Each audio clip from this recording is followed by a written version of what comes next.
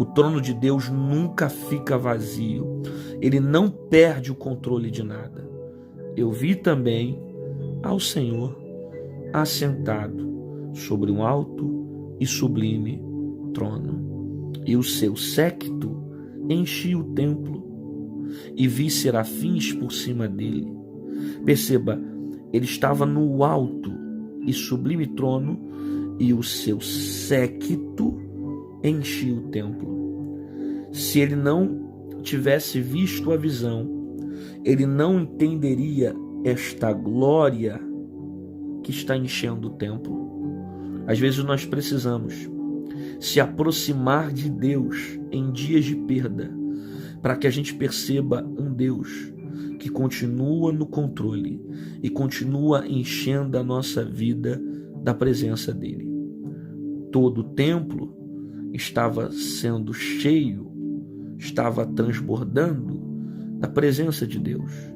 Ele enxerga também o Senhor assentado sobre um alto e sublime trono, e o seu séquito enchia o templo. Ele estava no templo, ele estava agindo, governando todas as coisas e nunca perdendo o controle de nada. Quando Isaías tem essa visão, ele vai ver os serafins e ele diz: serafins estavam por cima dele, cada um tinha 6 asas. Olha isso, com 2 asas cobriam o rosto, com 2 cobriam os pés, e com 2 voavam. Ele caracteriza para nós alguns detalhes interessantes desses serafins. Você sabe que os serafins, eles significam seres ardentes, né? Serafins, essa expressão significa seres ardentes.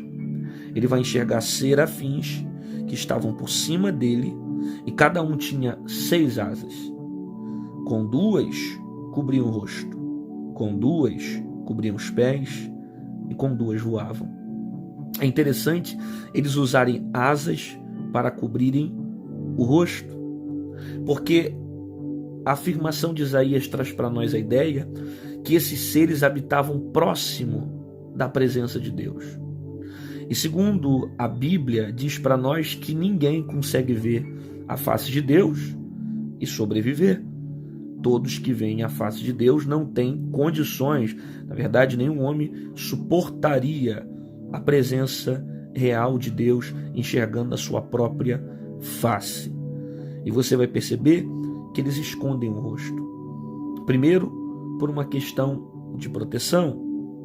Segundo, porque importante aqui não é o rosto dos serafins aparecerem.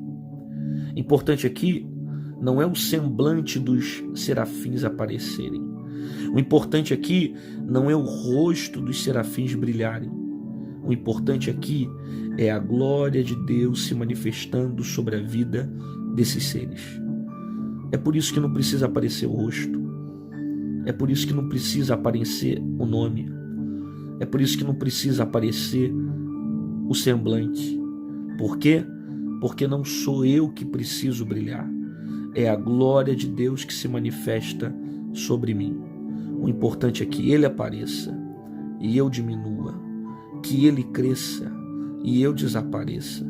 Portanto, ele vê o serafim com 6 asas, com 2 cobrem o rosto e com 2 cobrem os pés. Perceba, pés fala de caminhada, pés fala sobre santidade também. Isso traz para nós a reflexão do que o próprio texto está trazendo para nós, falando sobre um Deus que é santo. Para se envolver com esse Deus, precisa ter santidade. Os pés envolvidos em santidade, o caminho envolvido em santidade, a vida envolvida com santidade. E com 2 voavam. Ele tem 2 asas que escondem o rosto, 2 asas que cobrem os pés, e tem 2 asas que voam. Essas asas aqui que mostra para nós que voam, asas que levam esse ser a voar, mostram para nós que ele está em movimento. Percebe isso? Ele está em movimento.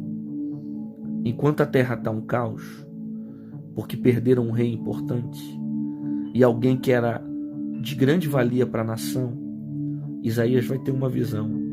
Vai ver o Senhor sentado sobre um alto e sublime trono, o seu séquito enche o templo, e ele vê serafins.